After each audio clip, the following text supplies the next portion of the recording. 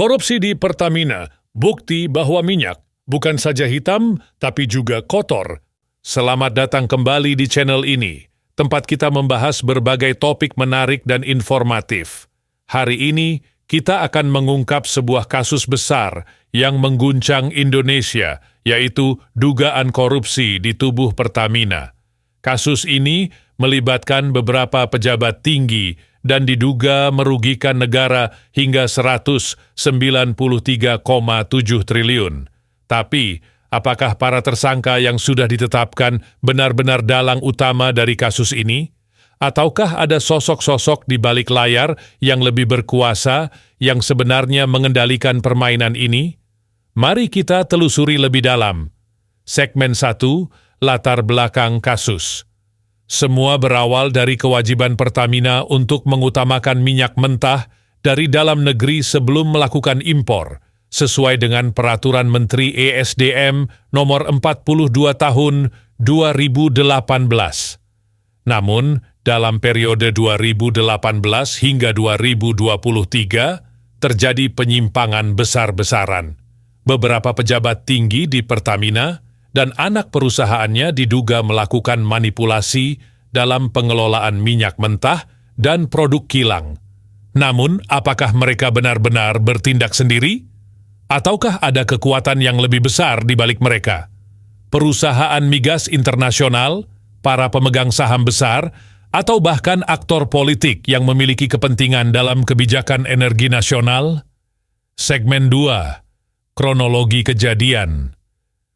Praktik korupsi ini dimulai dengan pengurangan produksi minyak di dalam negeri secara sengaja.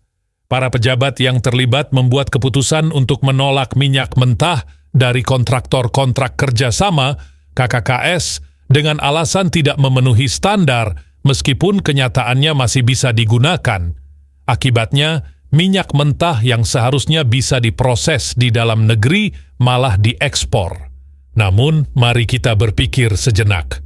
Keputusan ini bukan hanya diambil oleh beberapa pejabat di Pertamina. Bagaimana bisa sebuah kebijakan yang berakibat merugikan negara dengan jumlah fantastis ini bisa berjalan tanpa campur tangan pihak lain? Apakah ada intervensi dari pejabat tinggi di sektor energi atau bahkan pihak luar negeri yang berkepentingan agar Indonesia tetap bergantung pada impor? Segmen 3, fakta-fakta menarik. Dari hasil penyelidikan, ditemukan beberapa fakta mengejutkan. 1. Manipulasi kualitas BBM RON 90, Pertalite, yang diimpor dilaporkan sebagai RON 92, Pertamax, lalu dicampur kembali untuk mencocokkan spesifikasi. Praktik ini dilarang dan berpotensi merugikan konsumen serta negara. Tapi, siapa yang mengontrol rantai distribusi ini? Adakah perusahaan asing yang diuntungkan dari praktik ini? 2. Peran broker. Sejumlah perusahaan perantara diduga memenangkan tender pengadaan minyak dengan harga yang sudah di-markup. Para tersangka di dalam Pertamina sendiri ikut berperan dalam menyetujui transaksi ini. Tapi, siapa yang sebenarnya mengendalikan broker ini? Apakah mereka sekadar perantara atau boneka dari aktor besar di dunia bisnis energi?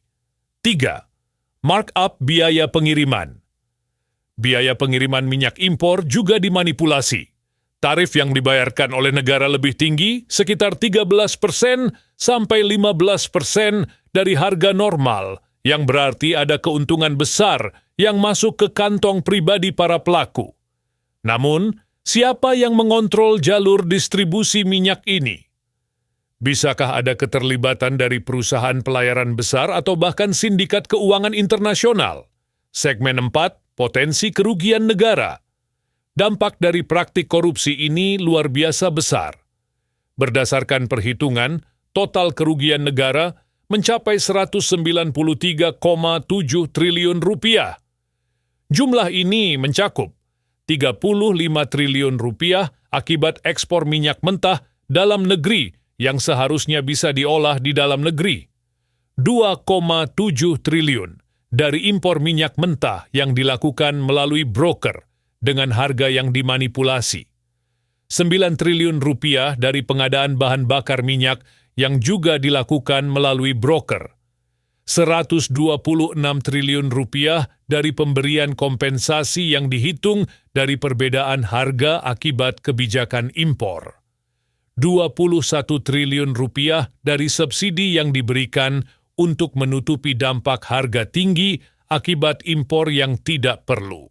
Tapi mari kita bertanya, siapa yang sebenarnya paling diuntungkan dari kerugian sebesar ini?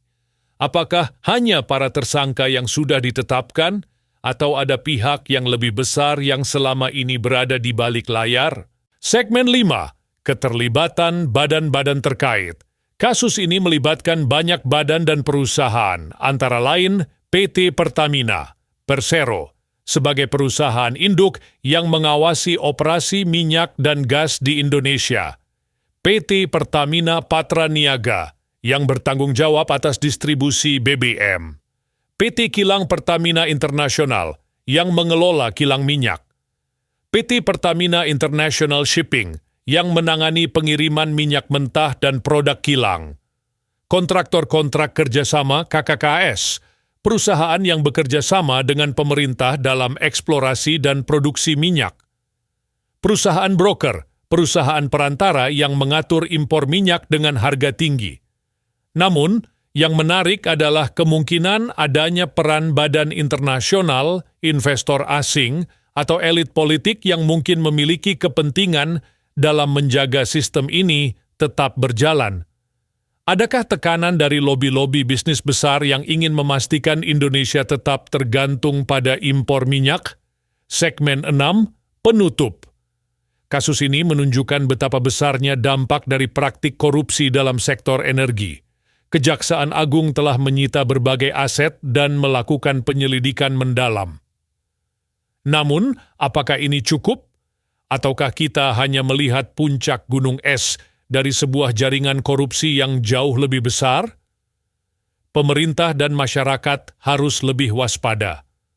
Transparansi dalam kebijakan pengelolaan energi dan pengawasan ketat terhadap pejabat yang berwenang sangat diperlukan agar tidak ada lagi permainan kotor yang merugikan negara dan masyarakat. Tapi, pertanyaannya, apakah para penguasa yang lebih besar akan membiarkan ini terjadi? Jadi, bagaimana menurut kalian? Siapa sebenarnya yang berada di balik kasus ini? Apakah ada kepentingan yang lebih besar yang harus kita bongkar? Tulis pendapat kalian di kolom komentar. Jangan lupa like, share, dan subscribe untuk terus mendapatkan informasi menarik lainnya. Terima kasih sudah menonton dan sampai jumpa di video berikutnya.